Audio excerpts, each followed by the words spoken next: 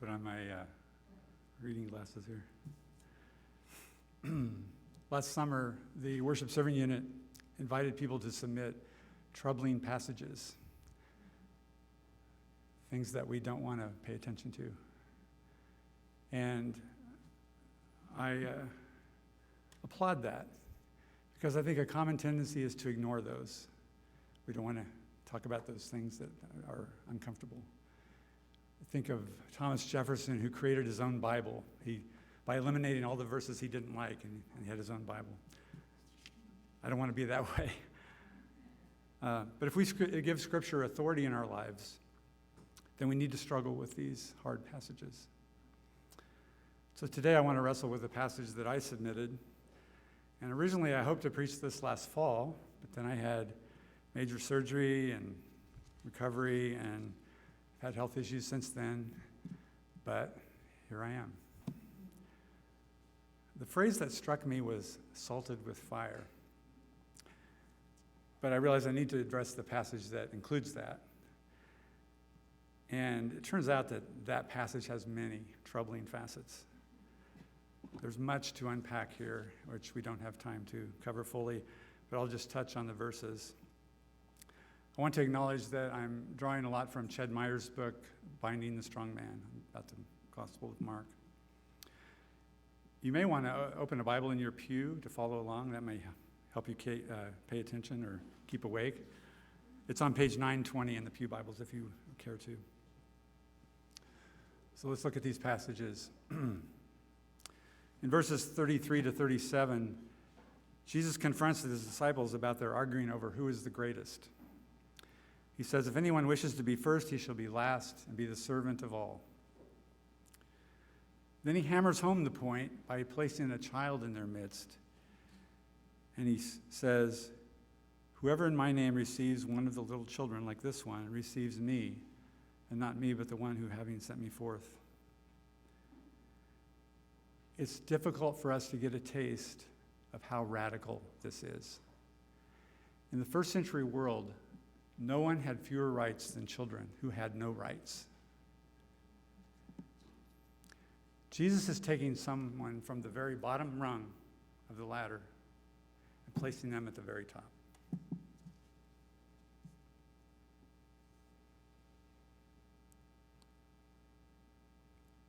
Verses 38 to 39, harken back to Numbers 11,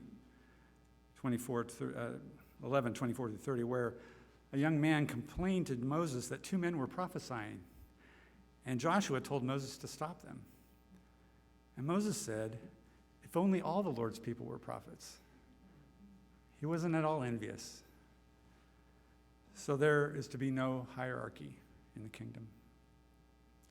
A lesson for us is that the church has no monopoly on good works. In fact, we are often receiving good works. See verse 41. To falter in verse 42, or scandalize, means to impede or make indignant. In Mark, it means the rejection of the kingdom message. Myers writes, "This alludes to how our acts, habits, or social structures can entrap others, causing their dehumanization, marginalization, or even death." It's a serious matter. These little ones represent the vulnerable in any relationship, personal or political. Sin is always relational. Sin is always relational. Jesus' measurement was the welfare of the least. Think back to what he said about children. Then Jesus uses two troubling metaphors. And let me emphasize metaphors. First, have a millstone hung around your neck and be thrown into the sea. This is strident. Myers writes, disciples should take great care not to reproduce the pathologies of an oppressive society. Secondly, better to cut off your hand or foot if it causes you to falter. Some have said, never trust a biblical literalist who has two hands.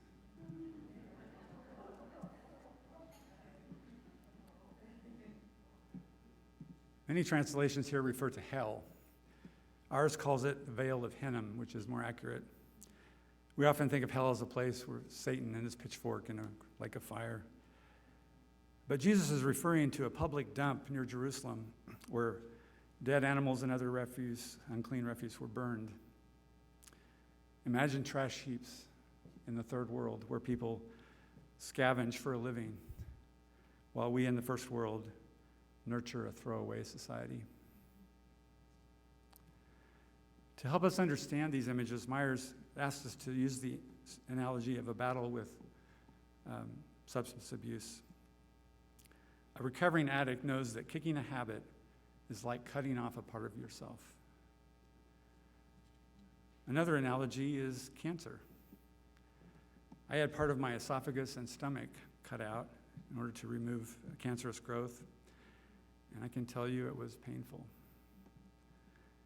Recovery is a life or death discipline, and Jesus' metaphor captures that urgency. According to Mark's Jesus, our greatest individual and social addiction is the will to power. The will to power.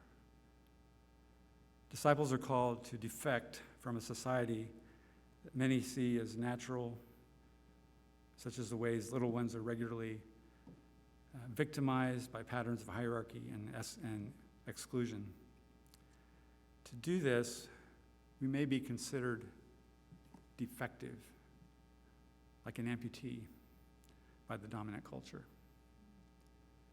When we defect from an oppressive society, we are often seen as defective. Verse 48 refers to the last verse of Isaiah. I'll just say that Jesus' head would have been filled with scripture, as would Mark's gospel writer. Now we come to verse 49 with the phrase that intrigued me and is the title of the sermon, Salted with Fire.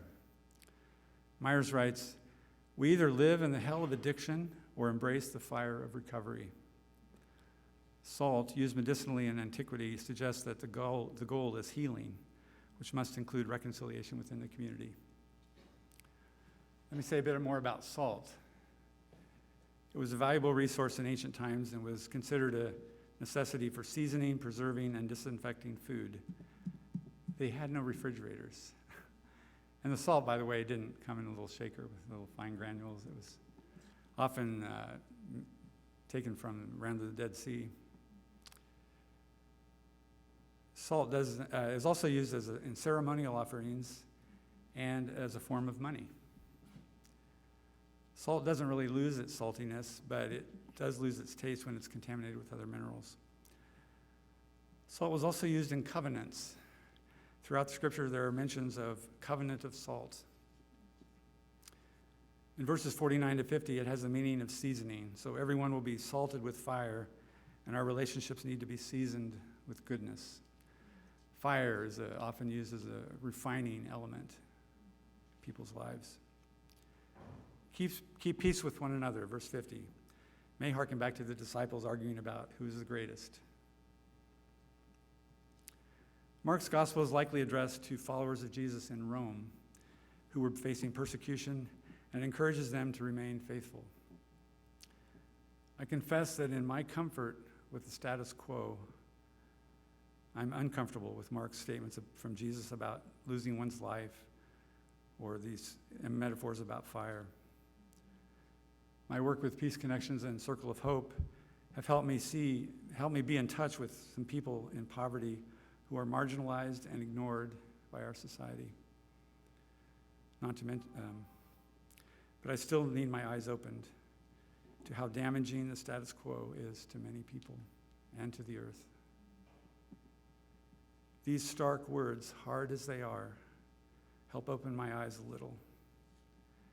We need to welcome the little ones, whoever they may be, as we welcome Jesus.